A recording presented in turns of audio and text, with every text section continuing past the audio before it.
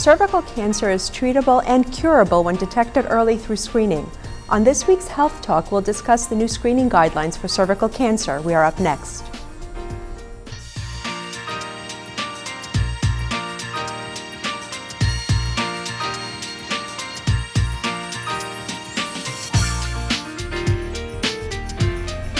Hello, I'm Dr. Vicki Smitak. Joining me today is Dr. Christine Waldron, an OBGYN with Women's Healthcare of New England. Welcome to Health Talk, Christine. OBGYN, I should have said obstetrician gynecologist, just to be more precise. So thank you for joining me today to talk about cervical cancer. Why don't we start with just the general definition. What is cervical cancer, so that we're all kind of starting on the same page? Okay, thank you for having me. Cervical cancer is cancer of the mouth of the uterus, or the opening to the womb. Okay, so that is a malignancy or a cancer that affects younger women, older women. What sort of distribution? It can affect women of all ages, and its incidence has gone down significantly in the last 30 years. Mortality has been reduced by 50%. That's a pretty significant dent in the mortality rate, or the number of people that are dying from this disease. What would you attribute it to? Our screening techniques, the Pap smear. Yeah, so I think that with all the shows that we've done in the past on Health Talk, I see this common theme that screening, early prevention, detection, and treatment is really the golden path to curing a lot of these cancers, and cervical cancer certainly falls into that category. So by screening, but primarily you would be referring to what's conventionally known as a Pap smear, is that right? That is correct. And in addition, we now have the ability to screen for HPV, the DNA for the HPV virus, or human papillomavirus, that causes cervical cancer. So let's talk a little bit about that, and then we can talk a little bit later in the show about the change in the screening guidelines and some of the things that are being done differently now in the past year or two. But going back to HPV, so HPV, human papillomavirus, is the virus that causes probably the vast majority of instances of cervical cancer. Is that right? Yes, that's correct. Human papillomavirus is acquired by the majority of the population at some point in their lifetime, mostly in the young teens or early 20s. It's a virus that your body can typically fight and make undetectable in the first 1 to 2 years after acquiring it. A very small percentage of high-risk HPV can go on to cause cervical cancer.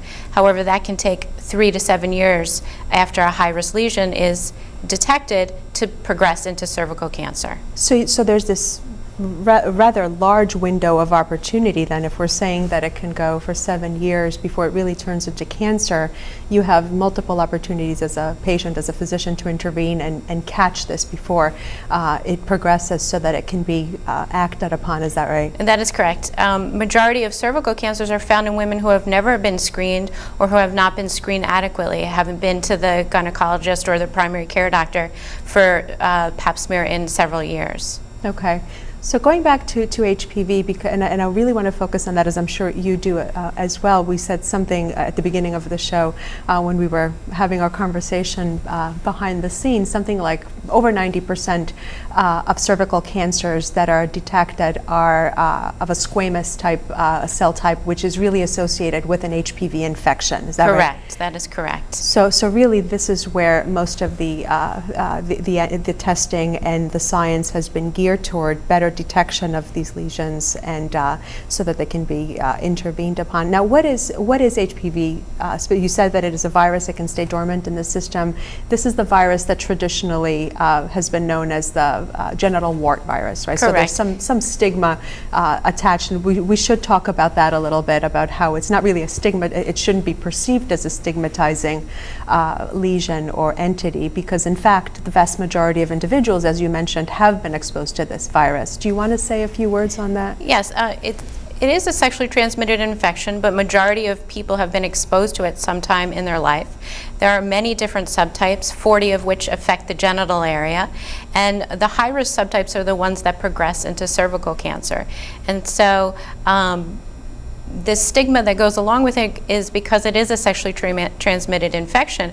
However, if a majority of people are acquiring it, those negative feelings may not be something that we want to pass along to our patients. We want to let them know that they're not alone and that many people have been affected by this virus. Do you get asked that question actually as a clinician when you diagnose someone with a precancerous lesion and kind of tie it into HPV?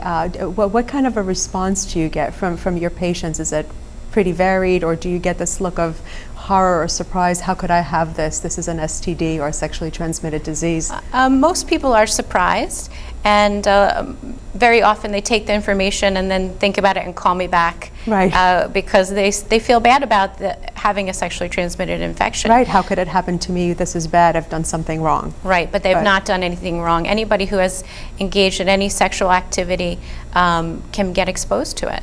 And that's such an important point, and I'm so glad we're having this conversation today, because it really is about taking a lot of that stigma away, saying that this is not something that the patient has inflicted upon themselves or having done anything wrong. This is not an indication of past sexual promiscuity or anything like that. This is just a virus that's relatively common, and chances are if you've had relations in the past with any number of partners, you probably are carrying it and it's dormant, but it could flare up in certain individuals and cause cervical cancer. Correct. Majority of cases, the HPV lays dormant in the first 1 to 2 years, especially in the younger population. Over 30, it's less likely to lay dormant and can be detected not only with the pap smear, but through DNA testing that's done along with your pap smear. Okay. Are we seeing it in older individuals as well? How far out are we doing, are we performing pap smears? Is there a certain cutoff after a certain age, or? Yes. So pap smears start at age 21 because the younger individual typically can clear the virus and not have long-term effects at that point. And then pap smears go to age 65, and then you can terminate pap smears unless the patient is part of a high-risk population. They've had a previous high-grade lesion, they're immunocompromised, or they've had cervical cancer in the past. Then you continue to screen. Okay. The HPV vaccine is now pretty standard practice for adolescent patients, boys and girls, as a matter of fact. And I think that's actually something important that we should maybe spend a couple of minutes talking about as far as its role in preventing transmission of the virus and spread of the virus, so as to mitigate some of the cases that go on to progress to cervical, precancerous, and then cancerous lesions. What are the recommendations? Well, the now for that? HPV vaccine came out in 2006, and it's recommended for individuals starting at age 9 through age 26, because they're at the highest risk of being first exposed to HPV. Right. There are two different types, a bivalent and a quadrivalent, meaning the vaccine helps protect against 2 viruses or 4 viruses, HPV subtypes. The quadrivalent vaccine helps against 2 subtypes that cause genital warts and 2 that cause high-risk cervical cancer. Okay, and it's equally indicated in males and females in that age group. Correct. So 9 to 26, 9 is rather young. I'm just curious as to what, and you probably don't see many patients that young in your GYN practice, but you probably see some adolescents coming through where there might be some hesitation about having the vaccine, and certainly I'm sure the pediatricians in the community may get more of these questions from concerned parents. In other words, is this something I really should be vaccinating my teenager or my or a young adult, maybe asking the same thing? Is this something that I really want to be having? How do you counsel patients when they come to you with those questions? I don't see as many young children, but I do see a fair number of teens, and I also speak with mothers of young children and early teens who are coming in for their visit and asking, what should I do for my son or daughter? And the exposure to HPV happens in the young teens. Even with hand-to-genital contact, you can pass along HPV, so it's not always intercourse that causes the transmission. And so you want to vaccinate the children before they get into these activities. Right. So in other words, there's no good reason not to do it unless you have I guess maybe some immunologic reason to defer vaccination, but otherwise it should be a pretty standard par for the course vaccine in that age group to prevent the transmission of HPV. Yes, I would agree, along with all the vaccines that the children are getting, school-age children are getting. Yeah, what do you think the impact over the next, I don't know, 10 years will be on cervical cancer with this vaccine specifically? Just curious on I'm your excited to thoughts. see the statistics. I think it's going to be wonderful to reduce the risk of cervical cancer in women and also other cancers for men. Anal and penile cancers can be caused by HPV, and there's a lot of conversation about head and neck cancers caused from HPV in the media right now. Right, and I've certainly seen a lot of that data, and it's really good that we're talking about this across the board for males and females getting vaccinated. I can tell you as a pediatrician, I had a colleague from another specialty come to me not too long ago, maybe a year ago, to ask me what my thoughts were about his grandson, his adolescent grandson, getting this relatively new vaccine for this HPV virus. And you could kind of see the hesitation and sort of that stigma attached to it that what he had in his mind. And so I gave him a lot of the advice that with the statistics attached to it that you're mentioning it. And the response was overwhelmingly positive, sort of like a light bulb. I hadn't realized that it was important, that sort of response, and what the implications could be to this young man's future partners, et cetera, as well as to his own health. So that really is a very important message to get across. In the next segment, what I'd like for us to talk about, which I know is really at the crux of why you're here today, is talk about the new screening guidelines for Pap smear, some of the new DNA testing that kind of goes hand in hand with it, and what we're doing with that information, how it's affecting cervical cancer, and so we'll talk more about that as we come back on the next segment. We'll be back after this break.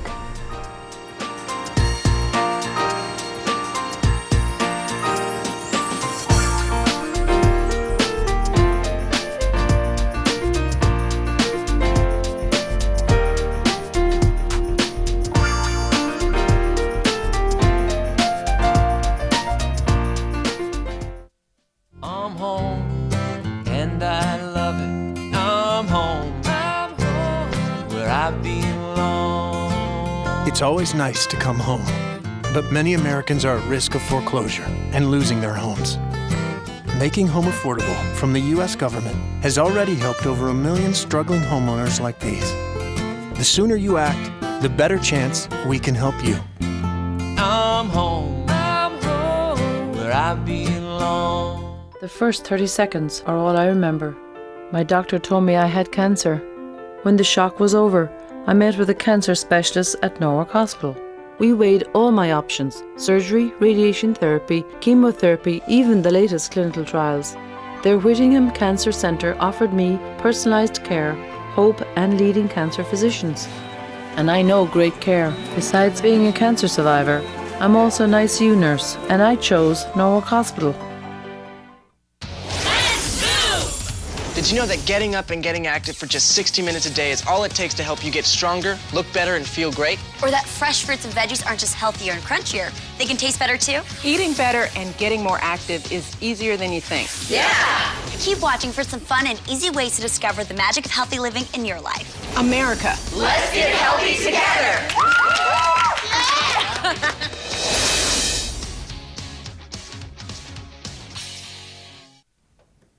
Oh, those boys are much too much.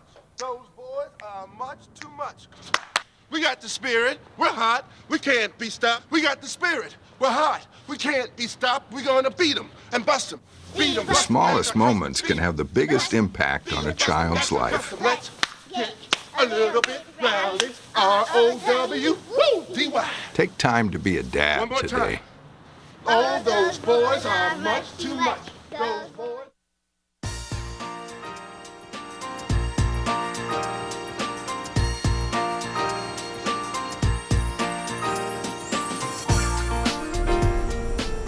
I'm back with Dr. Christine Waldron, and we're talking about cervical cancer and Pap screening. So, Christine, why don't we now kind of switch gears as we intended to do and talk a little bit about how the screening guidelines are changing or have changed really over the past year or year and a half with regard to how frequently the screening needs to be done and the kind of Pap smear that's being done now. Why don't you go ahead? In the last year, the guidelines have changed. The first part that has been altered is that they're recommending not only Pap smear cytology, but also DNA testing for HPV virus. They call it co-testing. So that would be the first change that we can discuss. And then the second would be the frequency of how often you need these types of, women need these types of testing. So when we say cytology, so let's just kind of look at a Pap smear in a very basic way. Well, cytology really means that you're looking at the cells under the microscope. So Correct. a patient comes in and has a Pap smear done. That's basically the gynecologist taking a sampling of that cervical opening. Is that right? Correct. The cervical opening, we place a small brush and then swish it in liquid. It's a liquid-based cytology test, and that's brought off to the lab, and the cells are then processed and screened. I tell my patients it's kind of like when you brush your hair, some of the hair falls out into the brush. Right. Some of the cells fall out onto the brush and then are processed in the fluid to get a better look at them. So if there were a malignant cell or a precancerous cell or a couple of cells, any number of cells, those would be detected by that cytology method, and then that Pap smear would be considered abnormal. Is that generally how it goes? That is correct. Okay. Pap smears come back as normal, slightly atypical, low-grade abnormalities or high-grade abnormalities. Okay, but any one of those, other than a normal Pap, would be would put you on alert that something more may need to be done. Correct. And how are how are those different types of abnormal Paps responded to? Just so a high grade would obviously warrant a more aggressive intervention as opposed to a lower grade, which would be maybe like a watch and wait approach. Is Correct. that right? It also depends on age. As we said in our first segment, a majority of the abnormalities are due to exposure to HPV virus. And the younger women can clear this virus and are less likely for it to progress into a high precancerous lesion. So the guidelines recommend if you have a low-grade abnormality, depending upon your age, whether further testing is warranted. And further testing would be a colposcopy. It's a special Pap smear that's done under the microscope where the doctor has the ability to look at the cells more in depth and then to do a biopsy if needed. So that's certainly a more invasive test, and you don't want to do that unless you really feel that there's going to be a true benefit to the patient for making them undergo this rather uncomfortable and probably costly procedure. Correct. That's a part of why the guidelines have changed. It brings on anxiety, brings on the stigma of an STD. The colposcopy can cause some mild discomfort and bleeding, and then those patients who go on for further treatment and have excision of those abnormal cells, called a LEAP or a cone biopsy, remove a small portion of the cervix, and that can put you at risk when you choose to go through childbearing. Okay. So tell me a little bit about the DNA component. So this is a basic Pap smear, what we're talking about. You take a scraping, you do cytology, which means looking at the cells and picking out cancerous or precancerous cells and then acting according to those findings. But now there's actually DNA testing that's being done, as you mentioned earlier, Correct. alongside the cytology. DNA for what, and how is that handled? The DNA testing, or the co-testing that goes along with the Pap smear, has been around since 2000. However, now it's recommended as the primary method of screening to do co-testing, both the Pap smear with the cervical cytology and the DNA testing for the HPV. What it looks for is only the high-risk subtypes of HPV. As I mentioned earlier, 40 subtypes affect the genital area, and those are the ones that can cause high-grade precancerous lesions that can progress into cervical cancer. Okay, so we're looking at the cytology, and in relation to that, we're also looking to see if that patient is carrying any DNA of the HPV virus. Correct. So when you do have a positive either on the cytology or the DNA side, that's handled a certain way. Those patients are then, so if you have a DNA positive test, for example, even with normal cytology, is that a flag for doing more testing, doing more frequent pap smears? How is that handled? So if a patient has a positive result or an abnormal pap smear, they do get screened more frequently. Right now, the guidelines for age 21 through 29 is screening with solely a pap smear every 3 years. For the women 30 and older, it's every 5 years with co-testing. And so if you have an abnormal result, you may go on for screening more frequently, a year from then, or you may be in a subgroup where you need to have a colposcopy or that special pap smear under the microscope that I mentioned. Okay, so it really has taken us away from the dogma of make sure you have your pap smear every year to now we're seeing the recommendations shift toward every 3 years or even 5 years depending on your risk. So doing risk stratification, which is important with the new technology that we have available to us, being able to pick out the viral DNA and see which patients are carrying it and which ones are not. Yes, the reason why you can do it less frequently is because the co-testing is much more sensitive, and we're able to find those patients who are at risk for high-grade lesions and cervical cancer, and then the progression from exposure to HPV is very slow. It takes 3 to 7 years after having a high-grade lesion to develop cervical cancer. Right. So that's why the guidelines have changed. We have the addition of the HPV co-testing, and now we can do it less frequently because the test is more specific, and we're finding more patients who we're finding those patients who need to be watched more closely. Right. Do you find, you said earlier, I believe, that some patients will end up clearing the HPV, so then does that, so at their next screening, if they're actually HPV negative or no viral DNA is detected, do they then get stepped down to a lower risk category, or do they Correct. remain as a high risk throughout? If they have 2 normal pap smears and negative HPV, then they can go back to the routine screening, which, depending upon their age, is every 3 to 5 years. Okay. However, if they've ever had a high-risk lesion then they need to be screened more frequently. And that's an actual lesion with cytology, as you had mentioned earlier. Correct.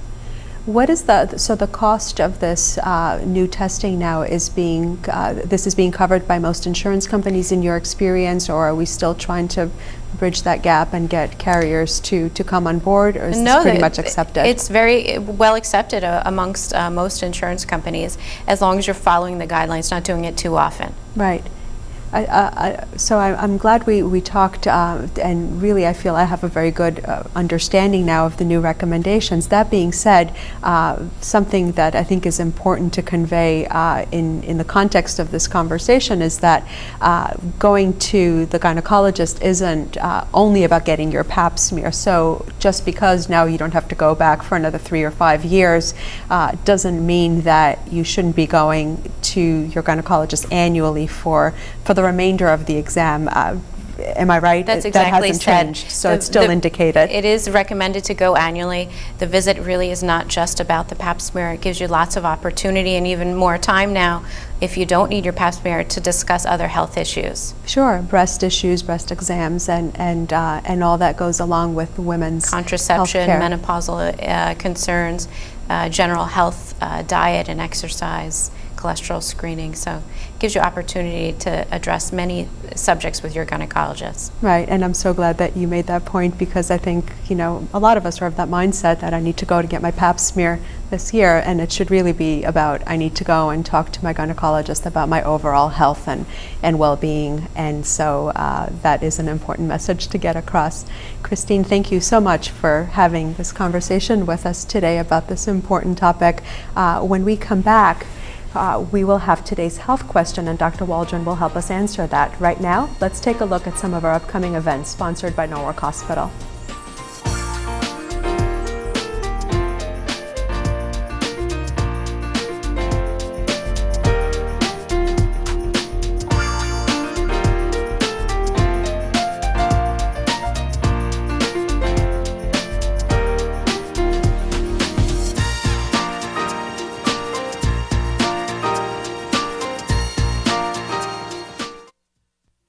Come on. know, 2 seconds. Hang on, just stand still. Stand still, love. 1 second. I know. Just okay, go.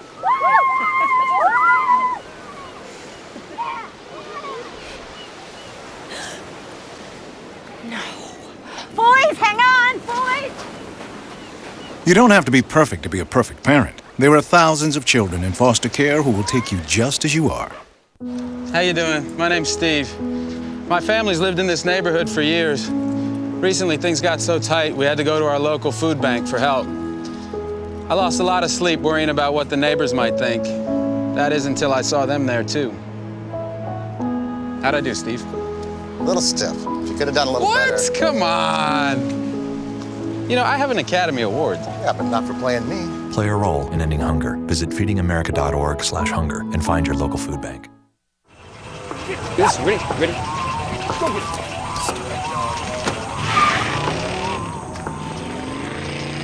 Oh, come on, Randy. Animal shelter, here I come. And no, I'm not crazy or emotionally damaged. That's a stereotype. I just belong to a total loser. I'm a good dog. So if you want a pet, adopt. And if you see Randy, tell him he dropped his wallet.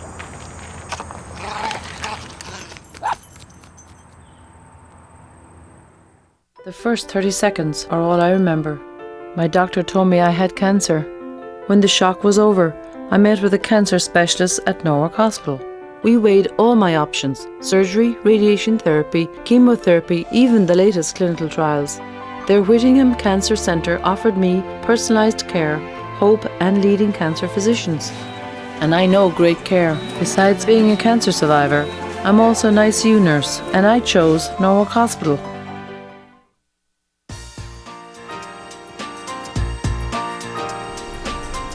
This week's question is, why is it important that pregnant women have folic acid? And with us to answer the question is Dr. Christine Waldron, who is an obstetrician gynecologist, so right in your field of expertise. What are the benefits of folic acid, Christine? Why do we really drive it home to everyone that they need to be on this, even before getting pregnant? Correct.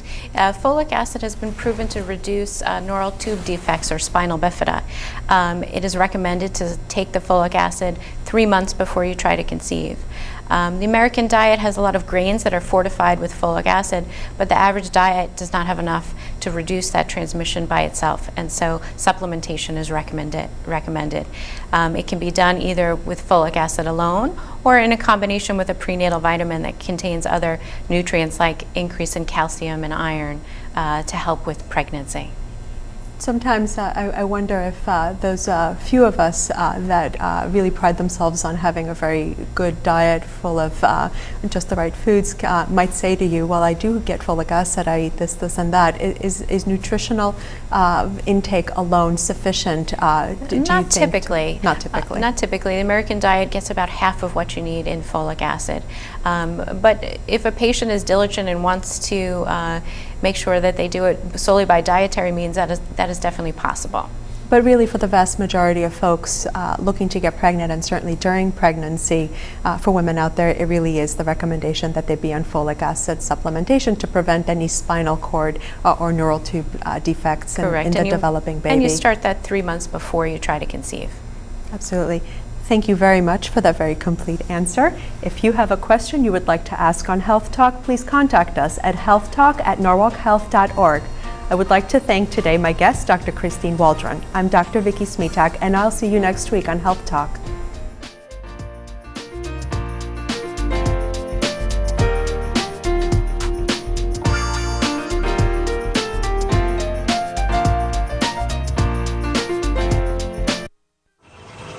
Yes, ready. Go get it.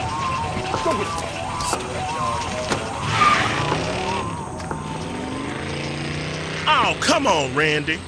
Animal shelter, here I come. And no, I'm not crazy or emotionally damaged. That's a stereotype. I just belong to a total loser. I'm a good dog. So if you want a pet, adopt. And if you see Randy, tell him he dropped his wallet.